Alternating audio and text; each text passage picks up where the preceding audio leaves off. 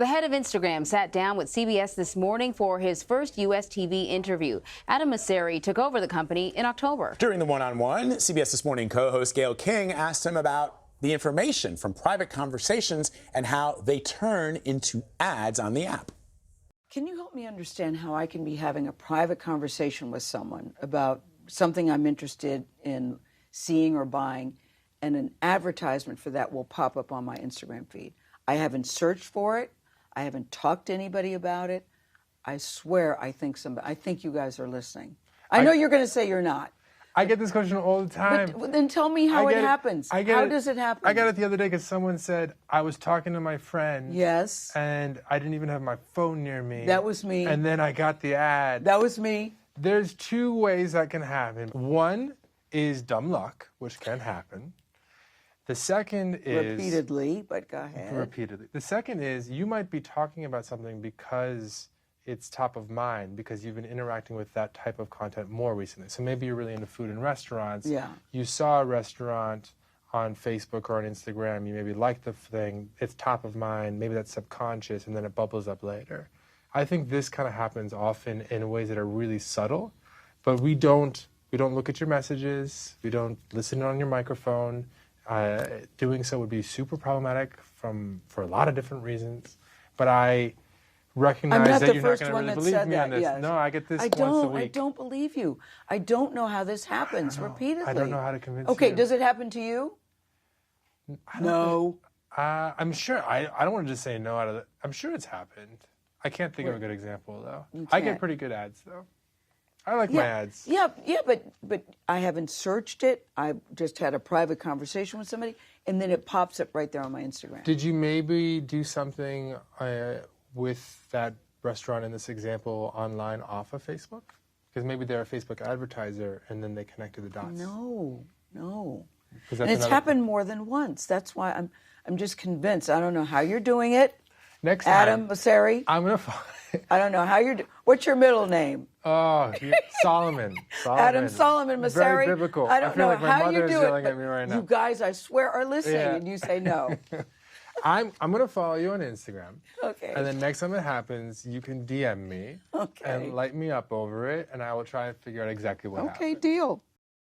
So Gayle is here. I walked out of here and I said, before I leave here, put your contact information in my phone. There's no need for me to DM. I will just contact you directly. You are Doesn't this happen to you guys? Yes, all Vlad and I talk about this all the time, yes. right? Yes. So I feel like if he's not doing it, then he knows who is. I've had this conversation with you. I've had this conversation with Tony DeCoppel, where all of a sudden we were talking about ties, and all of a sudden he got an ad for ties. He'd never clicked anywhere on anything, and it's really bizarre. So then he introduced me, guys, to the product manager, the person who handles all this, and he also swore, nope, we're not doing that. You know, nobody believes us, but we are not doing it. They said there's somehow we are putting it out there, we're clicking something we're not aware that we're clicking. I go, that's just not true. No. That's just not true. No, I just don't believe. So anyway, my first question was, are you happy with that answer? Clearly not. You said you didn't believe him. So. No, I didn't believe him, but I believe Adam Mosseri in terms of the job he's doing and what he wants to do there. You know, he's 9 months on the job. I said to him, you know, 9 months is normally what it takes to have a healthy baby. Is Instagram healthy? What are you thinking about this baby of yours? Because, you know, it was a surprise to a lot of people that he got that job, because no one knew that Kevin Systrom and Mikey Krieger were leaving. And so that was a big surprise to, Adam says, to him and many people in the company. So he's been on the job 8 months, and you're replacing two co-founders who were beloved and admired in the company, and people like him too.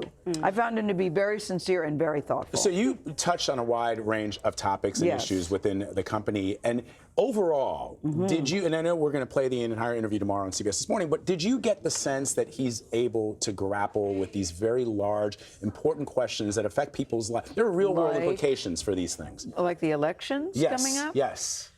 Well, it's interesting because he comes to Instagram from Facebook. Instagram, as you guys know, is owned by Facebook, but he had worked at Facebook for 10 years in a variety of positions, including 2016. He was the one running the feed, covering the elections. Wow. He was the one who was running that. So I asked him, 2020 is around the corner. Is he concerned about that? He goes, yeah, we're very concerned. I'm very concerned, very disappointed on how we handled it. But we're dealing with some very sophisticated, he said, bad actors. We know more than we knew then. that we are really on top of it. And it is something that he does wrestle with to make sure that they get it right this time. But Gayle, you played for him, and you talked about that video, the CBSN video with Mark Zuckerberg, which is clearly a deep fake. And we as an organization have gone to them to ask them to take it down. And he, in the clip that I saw this morning, said they're not going to take it down. Yeah, Why? because, well, the reason why we're concerned is because it has your logo, your CBSN logo.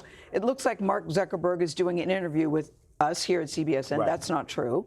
It's number one, it's not really our logo. Mark really isn't talking to us. And he knows it's a deep fake, but he said we can't just do a one-off. We have to really look at this problem and really figure out how to address the problem in its totality, that it wouldn't make sense just to take down one. And I go, but why wouldn't it make sense? We're sitting here, you know it's a deep fake. We're telling you it's a deep fake. If a newspaper prints something that's wrong and you say, hey, there's a correction, the newspaper prints a correction. No, you know, I listened to that portion that we played earlier today, and I thought, okay, I understand, you know, maybe the creators could say, hey, it's art or, you know, expression. I know that's a dilemma. But then I think if they're using a corporation's logo without permission, then doesn't that give you some wiggle room? I can't believe there hasn't been a policy put in place yet. Well, as he told us, they are working on it. They don't have an official policy. And he said, yep, we acknowledge that it's a deep fake. We all acknowledge that. And we're telling you it's a deep fake. We've even had some legal conversations about taking it down, but it's still up. So at the end of that, after we had a back and forth, it was always very civil and always very cordial. I really did enjoy meeting him and spending time with him.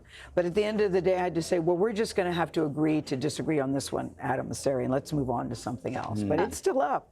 But he's worried about the deep fakes, right? Yes. Well, I mean, but they want to figure out how to handle it. And right now, they have not come up with a concrete plan on how they want to handle that. The scariest thing for me about those deep fakes is just how good the technology is. And I know as soon as they catch up in terms of a policy, people creating that sort of stuff will have gone light years ahead in terms of the technology. It just sort of feels like many of these platforms are always playing catch up. Yeah, because if you're looking at that video, the Mark Zuckerberg video, you do think that he's talking to us at CBSN, and you think he's having that conversation, and it just never happened. I remember when I first saw it, my fiance Marion sent it to me, and I thought, when did we get Mark Zuckerberg? I originally thought that, and I was like, we didn't. The answer is we didn't. You were right. And so it has the potential to fool even like an employee of the company. You would see that, and if you're in one of our far-flung bureaus, you might see it and go, when did we talk to Mark Zuckerberg? What about privacy concerns? A lot of these platforms, you know, when we look into them, there's always sort of another breach. I think Instagram had a massive breach of Instagram influencers and all their personal information out there. You know, and I'm sure, you know, part of being an influencer is you present one thing, and your private life is something completely separate. And he admits that they have work to do on that too. You know, they have a lot of things going on in Instagram right now. I think he agreed to do the interview because they want to do some anti-bullying things that they're very proud of. They're very concerned about people's self-care, their well-being. You know, suicide is an epidemic in many parts of the country among many different age groups. So they have a lot of things that they're working on, but privacy is also something that they know they need to address. I was very surprised, Gayle, when I started seeing articles about how Instagram was in many instances toxic for some people with deep fakes, with videos that were showing horrific things. Because I follow like my friends and other journalists. I never see any of this stuff. I always in my mind pictured Twitter as the place where you see a lot of crazy. But Instagram is now No, and it's become a problem. You know, there's a case in London in the UK right now where the family of a 14-year-old girl who committed suicide, her family is blaming Instagram. You know, because they think what this girl went through, what she saw, they believe led to her suicide. And, you know, Adam's reached out. He has talked to them. He has also met with mental health professionals. This is something that they are taking very, very seriously. And you did this interview in like 24 hours. You flew out yesterday. You barely made it to the set. 30 minutes before we went on the air today, I swear to God, I was in the Midtown Tunnel going, Jimmy, hurry up. Hurry up. And then you got here like 6:30 or whatever. We got here at like 6:35. I changed clothes, put on some lipstick, put on some lashes, and then we were on air. But no one knows anything about that. No, not at all. Not at all. Gayle King, so great to have you. Thank you. I love coming here. I love it. Thank you. Great. Anne-Marie Green. Always good to be It's with good you. to be with you. I just love how she. I watch every great. morning. I just love how she says it. He watches you every morning. Definitely her Loves line. It Anne-Marie. doesn't I'm sound right blushing. when anybody else says it. Aww. You can catch more of Gayle's interview tomorrow morning on CBS This Morning. Yes, you can.